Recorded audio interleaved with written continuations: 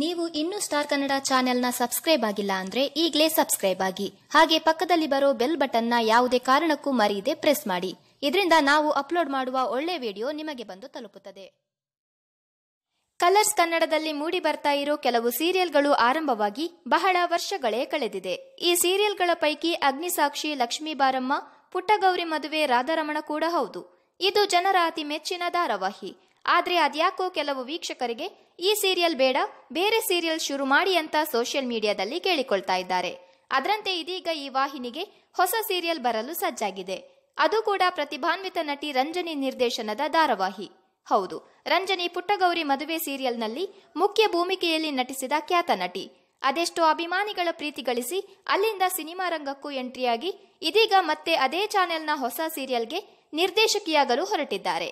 ಸುವರ್ಣ ವಾಹಿನಿಯಲ್ಲಿ ಮೂಡಿ ಬರ್ತಾ ಇದ್ದ ಆಕಾಶದೀಪ ಎಂಬ ಸೀರಿಯಲ್ ಮೂಲಕ ಬಣ್ಣದ ಜಗತ್ತಿಗೆ ಪಾದಾರ್ಪಣೆ ಮಾಡಿ ನಂತರ ಕಲರ್ಸ್ ಕನ್ನಡ ವಾಹಿನಿಯ ಪುಟ್ಟಗೌರಿ ಮದುವೆಯಲ್ಲಿ ಮುಖ್ಯ ಭೂಮಿಕೆಯಲ್ಲಿ ನಟಿಸಿ ಜನಮನ್ನಣೆ ಗಳಿಸಿದ್ದಾರೆ ನಟಿ ರಂಜನಿ ರಾಘವನ್.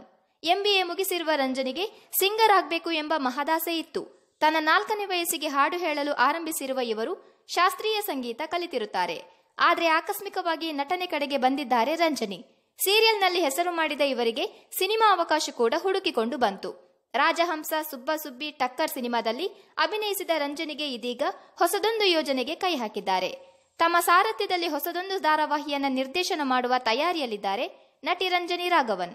ಅಗ್ನಿಸಾಕ್ಷಿಯಂತಹ ಅನೇಕ ಸೀರಿಯಲ್ಗಳಿಗೆ ಟಕ್ಕರ್ ಕೊಡಲು ರೆಡಿಯಾಗಿದ್ದಾರೆ.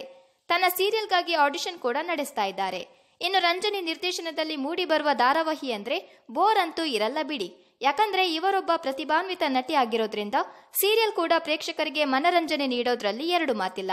ಈ ಸೀರಿಯಲ್ ಬೇರೆ ಸೀರಿಯಲ್ಗಳಿಗೆ ಟಕ್ಕರ್ ಕೊಡುತ್ತಾ ಅಂತ ಕಾದ್ ನೋಡ್ಬೇಕು. ನಟಿ ರಂಜನಿ ಬಗ್ಗೆ ನಿಮ್ಮ ಅನಿಸಿಕೆ, ಅಭಿಪ್ರಾಯಗಳನ್ನ ನಮ್ಮ ಕಮೆಂಟ್ ಬಾಕ್ಸ್ನಲ್ಲಿ ತಿಳಿಸಿ.